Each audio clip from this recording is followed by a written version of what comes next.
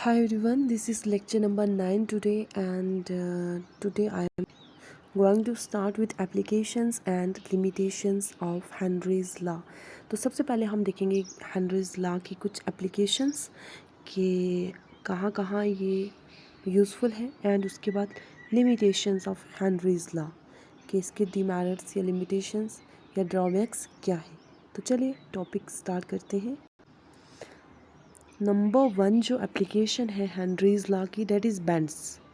ठीक है, तो नाम से डरिए मत। बेंड्स क्या होता है, देखो सबसे पहले ये चीज़ आप दिमाग में रख लो।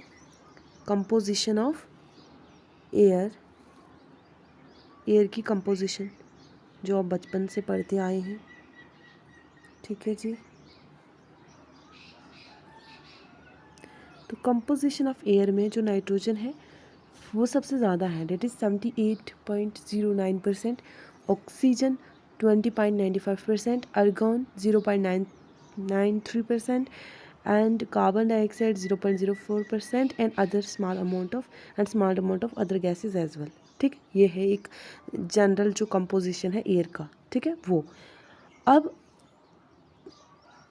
ये हो गया। अब इसके बाद देखिए जो स्कूबा डाइवर्स होते हैं। स्कूबा क्या होता है, स्कूबा बच्चे एक self contained under water breathing apparatus होता है।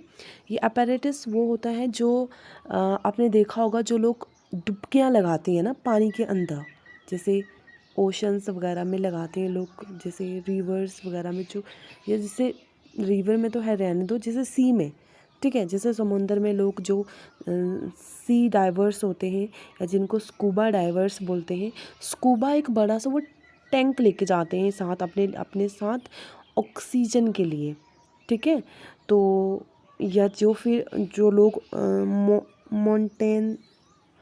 माउंटेन क्लाइंबर्स होते हैं वो भी लेके जाते हैं अपने साथ एक टैंक, किसका, ऑक्सीजन का।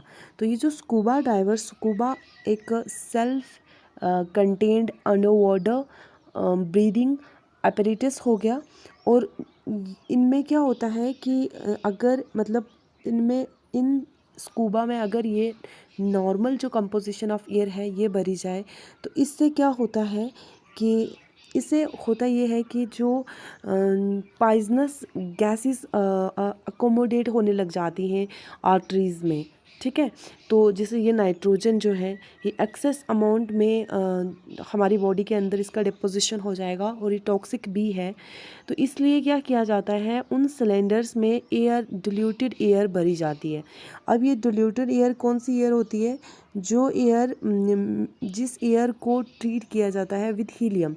तो इस एयर को डिल्यूट किया जाता है विथ हीलियम। इसमें 11.7% हीलियम डाली जाती है, 56.2% नाइट्रोजन डाली जाती है, और 32.1% इसमें ऑक्सीजन डाली जाती है। ठीक है, तो नाइट्रोजन की जो अमाउंट है उसको कम कर दिया जाता है और हीलियम की अमाउंट को बढ़ा दिया जाता है, और ऑक्सीजन भी बढ़ा दी जाती है। अब ये जो स्कूबा ड्राइवर्स होते हैं, जब ये क्या करते हैं, डुबकी लगाते हैं, डाइवर्स करते हैं, तो बहुत सारी गैसेस जो हैं वो इनके बॉडी के अंदर डिज़ोल्व होने शुरू हो जाती हैं। क्यों? क्योंकि जैसे जैसे ये नीचे जाते जाएंगे तो वैसे वैसे क्या होगा, प्रेशर बढ़ता जाएगा अंडर वाटर। ठीक है, और उसके बाद जैसे जैसे प्रेशर बढ़ता रहेगा, ये चीज़ आपने पढ़ी हुई है, वैसे वैसे जो सॉल्युबिलिटी है जो गैसेस की वो भी बढ़ती रहेगी।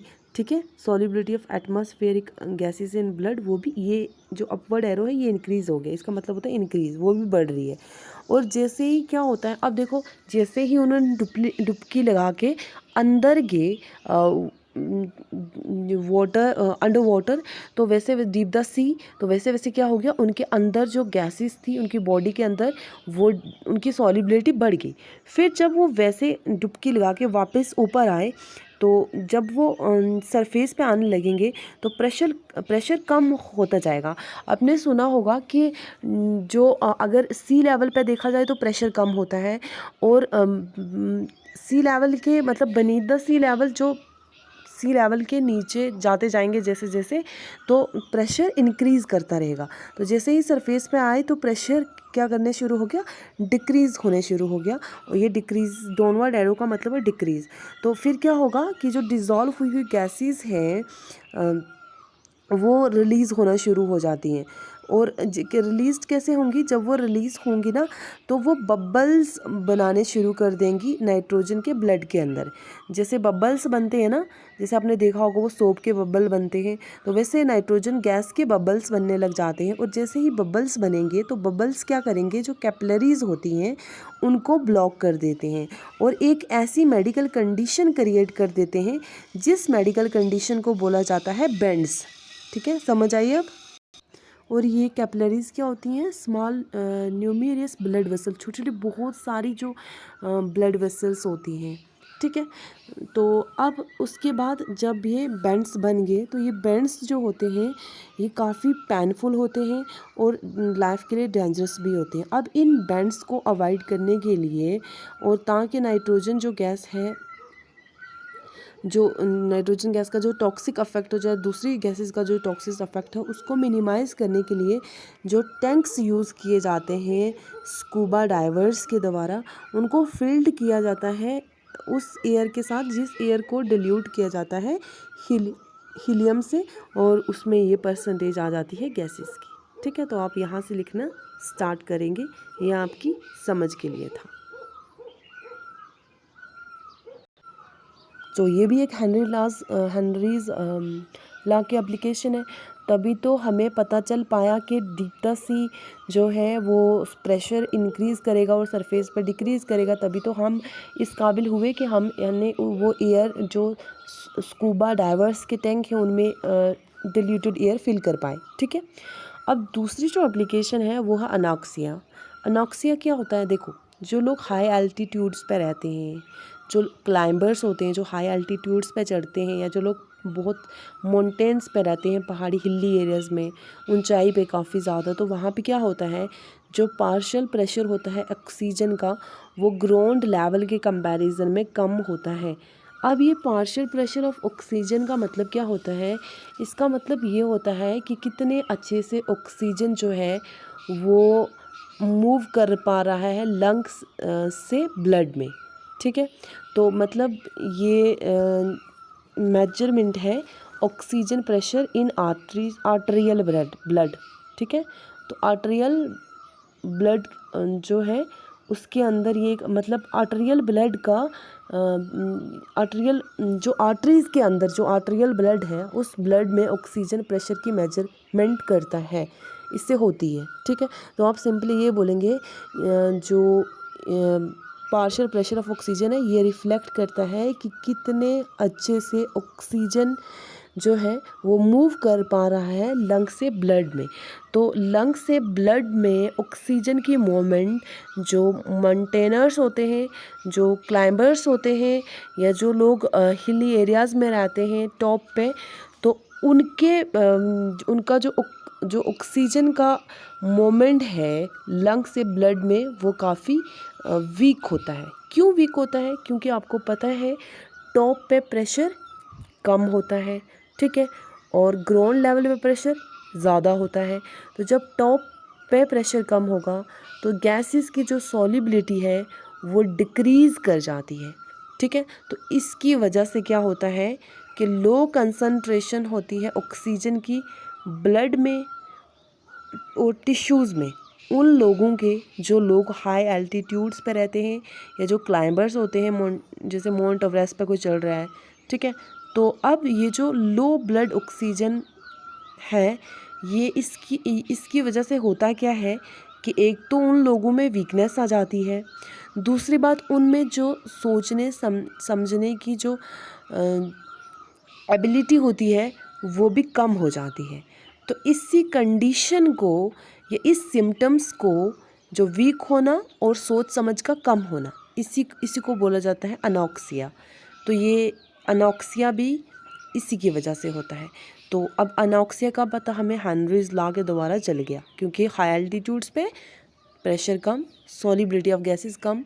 ठीक है, अब तीसरी एप्लीकेशन क्या है, देखो आपको पता है कि जो सोडा बॉटल्स होती हैं, जो सॉफ्ट ड्रिंक्स की बॉटल्स होती हैं जैसे पेप्सी, कोका कोला, ड्यू, ठीक है, जो भी हैं वटेवर, इन सारी जब ये सारी मतलब सील की जाती है ना, इनमें कार्बोनेटेड, सबसे पहले इनको वाटर डाल के फिर कार्बन डाइऑक्साइड गैस डाली जाती है। तो कार्बन डाइऑक्साइड गैस जब डाली जाती है तो ये कैसे डाली जाती है, मतलब डाल के ना इन बॉटल्स को जब सील करने का टाइम आता है तो इनको हाई टेम्परेचर पे सील किया जाता है ताकि कार्बन डाइऑक्साइड अच्छे से सॉल्युबल हो जाए पूरी बॉटल के अंदर, ठीक है। तो ये भी एक एप्लीकेशन है किसकी, हेनरीज लॉ की।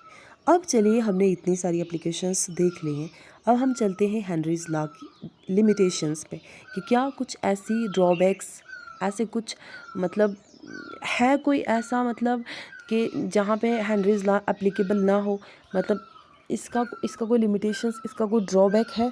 तो सबसे पहला जो इसका ड्रॉबैक, या पहली जो लिमिटेशन है वो है कि ये तो सिर्फ एप्लीकेबल है आइडियल गैसेस के लिए, ठीक है।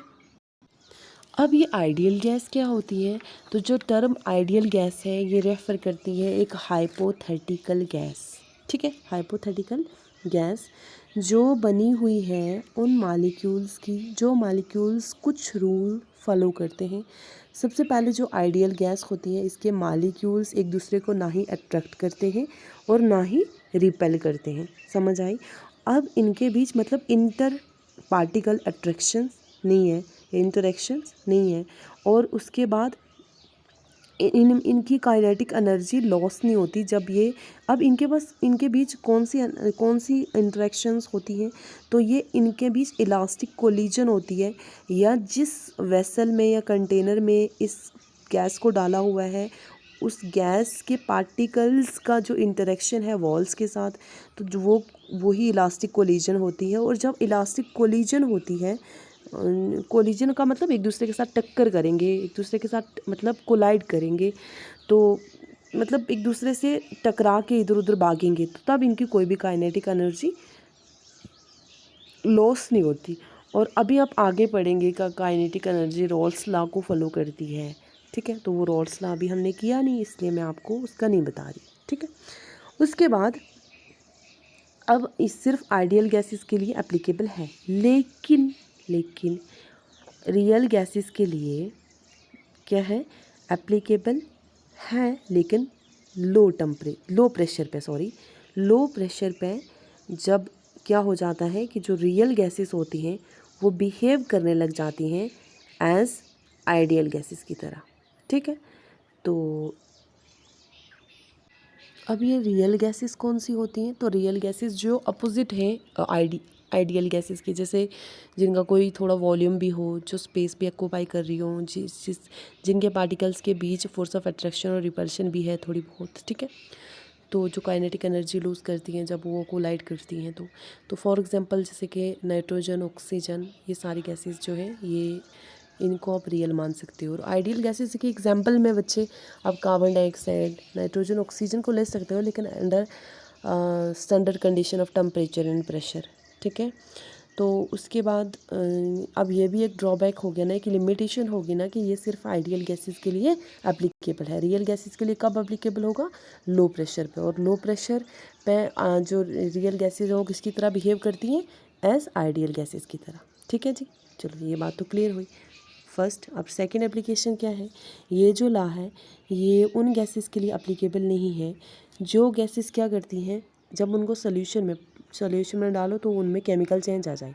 केमिकल चेंज का मतलब क्या हुआ, देखो फॉर एग्जांपल जैसे यहाँ NH3 अमोनिया लिया हुआ है और यहाँ पर वाटर लिया है लिक्विड में, तो ये केमिकल चेंज हो गया, ये अमोनिया था, अब अमोनिया से अमोनियम हाइड्रोक्साइड बन गया, ठीक है। तो केमिकल चेंज हो गया, तो ये ऐसी गैसेस के लिए एप्लीकेबल नहीं है। तो ऐसी गैसेस के लिए जब एप्लीकेबल नहीं है तो ये भी तो इसका एक ड्रॉबैक हो गया, ठीक है। अगर होता तो इसका ये क्या हो जाता, एप्लीकेशन। उसके बाद अब तीसरी चीज़ देखो, ये जो लॉ है ये उन गैसेस के लिए भी एप्लीकेबल नहीं है जो गैसेस क्या करती हैं, डिसोशिएट हो जाती हैं अपने आयंस में सोल्यूशन के अंदर, मतलब जो टूट के आयंस बन जाते हैं। जैसे NaCl को वाटर में डाला तो Na पॉजिटिव Cl नेगेटिव हो गया। उसके बाद जैसे HCl, पर ये गैसेस के लिए है, ठीक है। NaCl जैसे कि हमारे पास क्या है, अब NaCl क्या है, सॉल्ट है, लेकिन यहाँ पर हमने गैस करनी है। तो HCl हाइड्रोक्लोरिक एसिड गैस है, तो इसको जब अपने लिक्विड में डाल दिया तो इसके क्या बन जाता है, H++Cl नेगेटिव। तो वाटर में डाल के हाइड्रोनियम H3O+ और प्लस Cl नेगेटिव। तो ये इन गैसेस के लिए भी अप्लीकेबल नहीं है। तो बच्चा जी आज के लिए इतना ही। आई होप आपको थोड़ा बहुत तो समझ आ ही गया होगा। अगर नहीं आया तो आप क्वेरी सेशन में आराम से मुझे पूछ सकते हैं। Thank you so much for watching. Have a wonderful and blessed day.